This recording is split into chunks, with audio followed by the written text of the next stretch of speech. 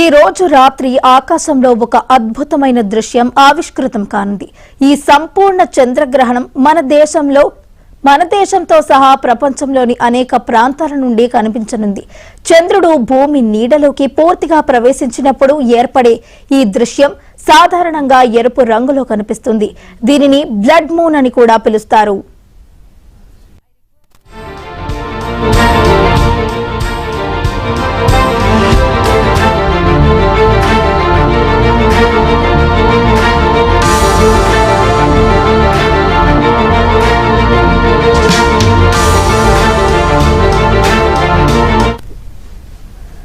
ఈ గ్రహణం భారత కాలమానం ప్రకారం రాత్రి 8:58 ప్రారంభమై సోమవారం తెల్లవారుజామున 2:25 ముగుస్తుంది.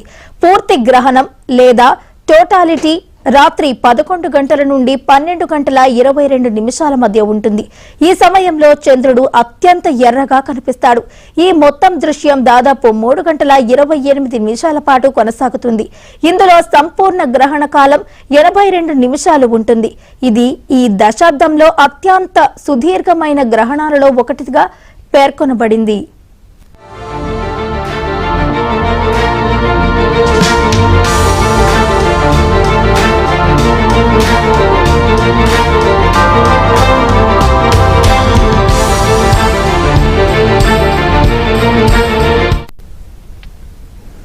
సూర్యుడు, భూమి, చంద్రుడు ఒకే సరళ రేఖలో ఉన్నప్పుడు సంపూర్ణ చంద్రగ్రహణం ఏర్పడుతుంది.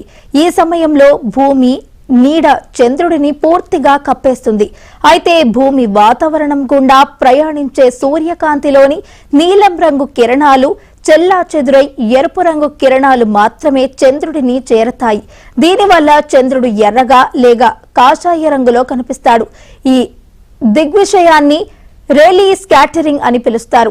సూర్యోదయం లేదా సూర్యాస్తమయం సమయంలో ఆకాశం ఎరుపు రంగులో కనిపించడానికి ఇదే కారణం.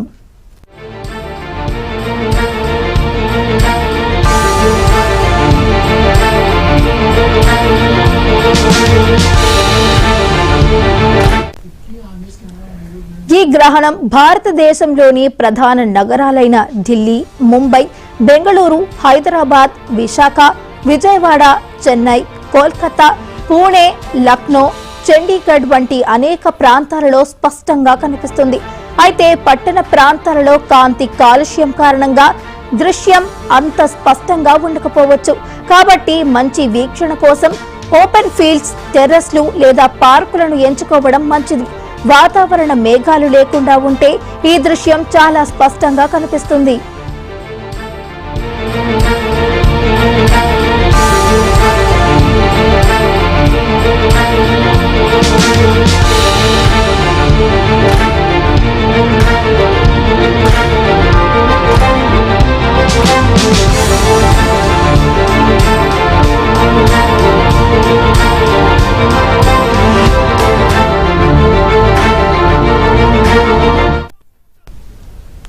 సూర్యగ్రహణంతో పోలిస్తే చంద్రగ్రహణాన్ని నేరుగా కంటితో చూడటం పూర్తిగా సురక్షితం.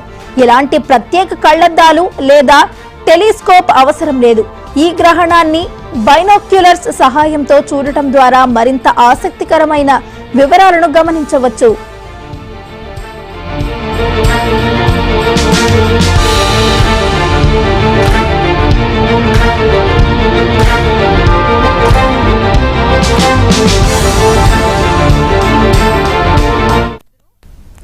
సామాజిక మాధ్యమాల్లో దీనిని రక్త చంద్రగ్రహణం అని ప్రచారం చేస్తున్నప్పటికీ ఇది సాధారణ చంద్రగ్రహణమే అని ప్లానెటరీ సొసైటీ ఆఫ్ ఇండియా సంచాలకులు ఎస్ శ్రీ రంగనాథన్ స్పష్టం చేశారు.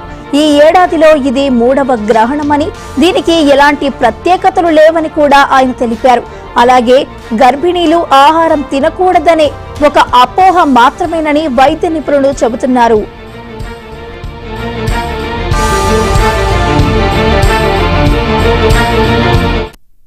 శ్రీవారాలయంలో ఈ నెల 7వ తేదీ భాద్రపద మాసం పౌర్ణమి ఆదివారం నాడున చంద్రగ్రహణం సంభవిస్తున్న సందర్భంలో తిరుమల శ్రీవారాలయంలో ప్రాతకాల ఆరాధనలు పూర్తి చేసుకొని సర్కారు కళ్యాణోత్సవాన్ని నిర్వహించుకొని సాయంకాలం తోమాల సేవ, రాత్రి ఏకాంత సేవలన్నీ కూడా పూర్తి చేసుకొని 3:30 గంటలకి శ్రీవారి ఆలయం మూసివేయబడుతుంది. మామూలుగా తిరుమల శ్రీవారి ఆలయం సాంప్రదాయం ప్రకారం గ్రహణం సంభవించే సమయానికి 6 గంటల ముందుగా శ్రీవారి ఆలయాన్ని మూసివేయడం అనేది ఆనవాయితీగా జరపబడుతున్నది. ఈ నెల 7వ తేదీ ఆదివారం జరిగే చంద్రగ్రహణం రాత్రి 9:50 ప్రారంభమవుతుంది. మరుసటి రోజు సోమవారం నాడు తెల్లవారుజామున 1:31 గ్రహణం పరిసమాప్తమవుతుంది. రాహుగ్రస్త చంద్రగ్రహణంగా ఇది తెలియజేయబడుతున్నది. శతభిష నక్షత్రము పూర్వభద్ర నక్షత్రంలో ఈ గ్రహణం సంభవిస్తుంది. ఆ నక్షత్రం వారందరూ కూడా గ్రహణానికి సంబంధించిన చంద్రగ్రహానికి సంబంధించిన శాంతిలు చేసుకోవడం మంచిది.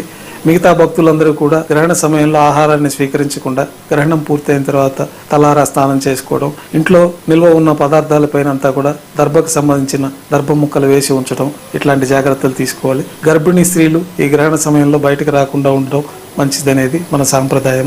అట్లాగే గ్రహణాన్ని పురస్కరించుకుని శ్రీవారి ఆలయంలో ఆ రోజు మధ్యాహ్నం 3:30 గంటలకి ఆలయం మూసివేయబడుతుంది. తిరిగి మరుసటి రోజు ఉదయం సోమవారం నాడు 1:30 గంటలకి గ్రహణం పూర్తి అవుతుంది.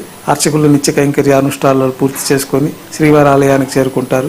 ఆలయం అంతా శుద్ధి కార్యక్రమము, పుణ్యాహవచన కార్యక్రమాలు పూర్తయిన తర్వాత యథావిధిగా సుప్రభాత సేవ నుంచి నిత్య కైంకర్యాలు ప్రారంభమవుతాయి. భక్తులందరూ కూడా గ్రహణ సమయంలో ఆహారాదులు స్వీకరించకుండా రాత్రి ఎట్లా 9:50 నుంచి కాబట్టి దానికి ముందు 3 గంటల ముందే ఆహారాన్ని అంతా తీసుకొని ఆహారం స్వీకరించకుండా ఇంకేదన్నా వారికి అవకాశం ఉన్నతోటి జపాలు, స్వామివారి ఆరాధన చేసుకుంటూ ఈ యొక్క గ్రహణ సమయాన్ని మంచిగా ఉపయోగించుకోవాల్సిందిగా